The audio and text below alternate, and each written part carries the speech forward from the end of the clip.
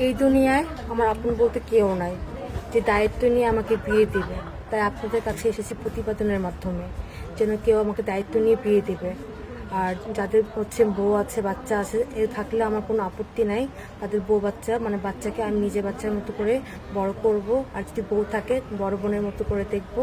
যদি কেউ বিয়ে করতে চান তাহলে অবশ্যই আপনাদের মাধ্যমে আমাকে যোগাযোগ করতে হবে। আপু, আপনার নাম কি?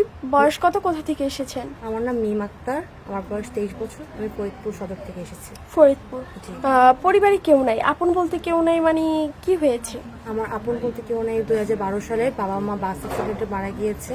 তারপর মামা মামি আমাকে হাসপাতাল থেকে নিয়ে এতিমখানায় দিয়ে দিয়েছে। এতিমখানা থেকে আমাদের কাছে সরাসরি এসেছেন। জি। সুপ্রিয় দর্শক, নাম মিম, বাসা হচ্ছে ফরিদপুর, বর্তমান বয়স 23-24 বছর। কেউ যদি এই মিম আপুর সাথে যোগাযোগ করতে চান, স্ক্রিনে একটি নাম্বার দেখা যাচ্ছে। এই নাম্বার ইমো হোয়াটসঅ্যাপ দুটোই আছে। ইমো বা হোয়াটসঅ্যাপ নাম্বারে আপনার একটি ছবি স্ক্রিনশট মেরে পাঠিয়ে দিবেন, অবশ্যই আমরা যোগাযোগ করিয়ে দিব। উনি বেশ কয়েকদিন আমাদের অফিসে থাকবেন। আপু, নামাজ কালাম পড়া হয়? জি।